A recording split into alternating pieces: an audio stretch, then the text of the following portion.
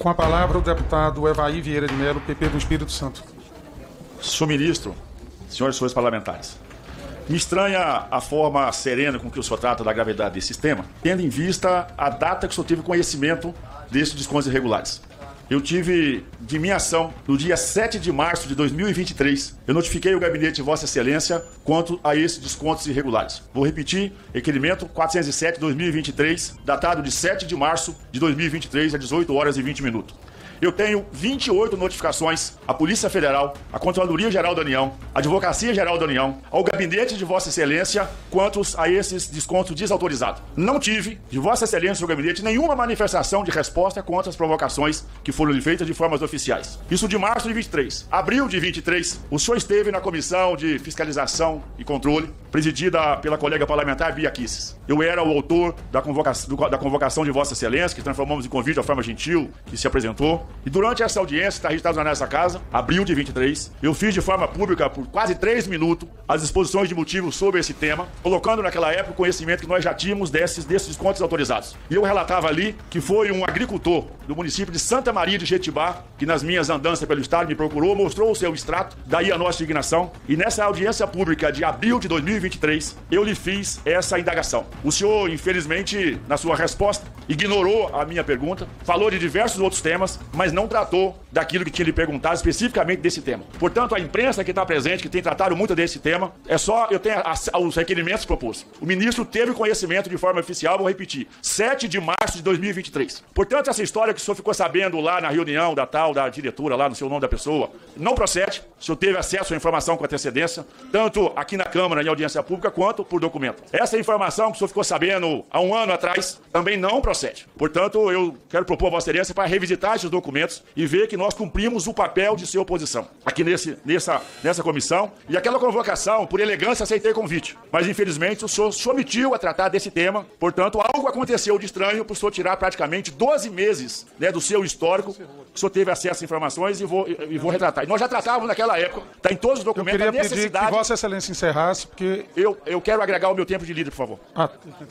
Ok. Quero extensionar ao senhor o seguinte, que desde aquela época nós já alertávamos que era necessário fazer a suspensão imediata desses descontos e que pudesse fazer essas verificações. E foi a nossa ação que não foi o governo. A provocação à Polícia Federal foi por ação do nosso mandato, pela coordenação da oposição que exerceu esse pleito. Quanto à medida provisória, que tirou autorização para que não se fizesse mais a verificação, lembrando que nas manifestações que antecedeu essa votação, a oposição ao governo Lula se manifestou o tempo todo, e nós estivemos em plenário, contrário à tramitação daquela medida provisória. Nós já alertávamos para os jabutis que tinham infiltrado naquela medida provisória. Infelizmente, nós tivemos, aritmeticamente, nós éramos minoria, fomos derrotados nas votações anteriores pela pressão do governo, e a medida provisória foi votada, inclusive, de maneira simbólica. Isso, então, ou seja, tem conivência da base do governo que, tendo conhecimento do texto, porque é inadmissível votar algo que não se conhece, a oposição tinha conhecimento, orientou contra, não teve oportunidade do voto, mas registrou o voto, mas o texto, com conivência do governo, suspendeu, então, esse procedimento regimental aqui da casa. Digo isso, senhor ministro, porque isso não é algo isolado. Isso não estou dizendo assim que o senhor recebeu dinheiro disso, que o senhor participou do roubo. De maneira alguma, eu não tenho nenhum elemento para caminhar nessa direção. Ao senhor, cabe explicar o crime de omissão, porque tinha informação. Ao senhor, cabe explicar o crime de responsabilidade do cargo que o tem na condição de diretor-maior do Sistema Previdenciário Brasileiro, num cargo político indicado por seu presidente da República. Esse dinheiro, além de enriquecer pessoas inescrupulosas no país, sabe disso, mas quem conhece sabe que isso faz parte de uma pirâmide, de uma proteção política e ideológica desse país. É aquele vereador que foi eleito lá no Sindicato dos Trabalhadores Rurais, no interior do Espírito Santo, que usou esses recursos, que usa o sindicato para manter essa base política, que ali vai para o seu estadual, vai para a sua militância política e, naturalmente, chega à presidência da República. Quem conhece minimamente Lenin e Stalin sabe como que eles trabalharam esses conceitos da organização social. O senhor, naturalmente, imagino que sabe quem que é Saul Alinsky, os alinsquianos dos tempos modernos, que tem essa pirâmide de inteligência, de ocupação de espaço desses fóruns, para ali fazer uma militância política, que esse dinheiro, de forma criminosa, também foi um dinheiro importante para essas operações. Me estranha, naturalmente, o senhor gostaria que desse nomes aqui, o senhor fala de fogo amigo, porque a oposição tem o seu posto colocado. O senhor fala de fogo amigo político, inclusive. O senhor fala que tem gente querendo o seu cargo. Isso é muito perigoso, porque pode ter certeza que da oposição não é. Pode ter certeza disso. Então, naturalmente, esse governo, que é, na verdade, um governo de cooptação, não é coalizão, isso é cooptação pelas formas com que são feitas, com os feudos completamente separados, mostra o descontrole por completo que nós temos da gestão da máquina pública. E isso é só a ponta de um iceberg. A esquerda tem por inteligência montada, isso é por estratégia. Inclusive, volto a dizer, o grande mentor estrategista operacional da metodologia, que é a esquerda, que o sindicato, que as ONGs, que o MST, que os partidos de esquerda utilizam, vou disponibilizar os parlamentares, não tiver conhecimento dessa estrutura, isso veio do aprendizado de Al Capone. A mesma pessoa que estudou Al Capone, que construiu, inclusive, o conceito crime organizado, que se inspirou lá, é a mesma metodologia que é aplicada hoje em sindicatos, em ONGs, em associações de entidades, e que é a estrutura dos partidos de esquerda. Inclusive, o autor dessa metodologia, uma coincidência, ele tem 13 teses, que por consequência parece um número muito similar à estrutura política. Portanto, isso é uma grande quadrilha organizada, um grande esquema organizado. Volto a dizer, o senhor talvez até seja vítima disso. Não estou dizendo que o senhor é o mentor e o líder coordenador disso. Até pelo respeito da deputada Laura Carneiro, pelo seu currículo, que o senhor conheceu menina de infância, né? O senhor mesmo disse aqui.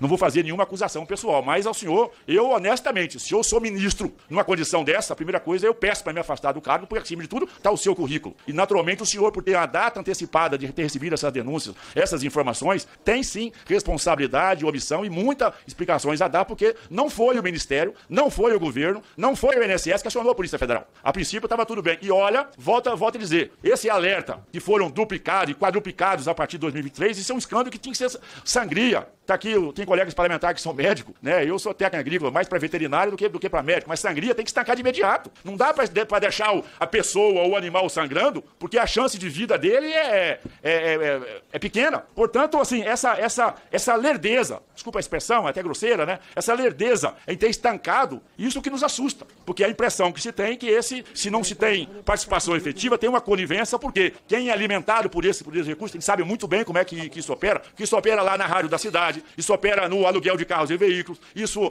opera em patrocínio de festa e eventos, patrocínio, na verdade, de custos de campanha que são subsidiados. Então, deputado Evaí, eu pediria que Vossa Excelência concluísse. Vossa Excelência já teve os 3 minutos. O tempo de líder já ultrapassou todos os tempos. Então, só para finalizar, estranha o senhor ter acesso a isso desde março de 23 e não ter tomado nenhuma atitude. Espero que o senhor tenha consciência do crime organizado, dessa quadrilha organizada que opera, infelizmente, com a conivência do governo, tendo em vista a omissão dos fatos postos e não ter se manifestado. Muito obrigado.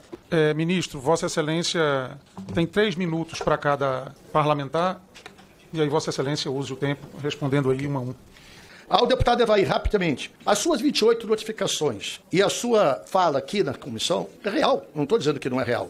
Só que eu estou falando de 7 milhões de contribuições. Essas 28 eu vou até verificar se já não foram tomadas, porque normalmente o que acontece? Ação é imediata. Se recebe a denúncia, encaminha para o competente, ouvidoria, ação da Polícia Federal, conforme for o caso, suspende se for um caso mais simples, quando é mais grave, ele vá para a Polícia Federal para ser investigado. Eu quero pedir a gentileza do senhor, que a falha nossa não lhe devolver uma resposta, para o senhor me emitir de novo hoje aqui, a vivo e a cores, essas ações, essas 28 ações que o senhor falou, porque todo dia, o senhor há de convir que é o Brasil todo, são 1 milhão de pedidos todo mês, chega alguma denúncia. Eu tenho que verificar se a do senhor não já foi verificada, eu não posso afirmar isso aqui.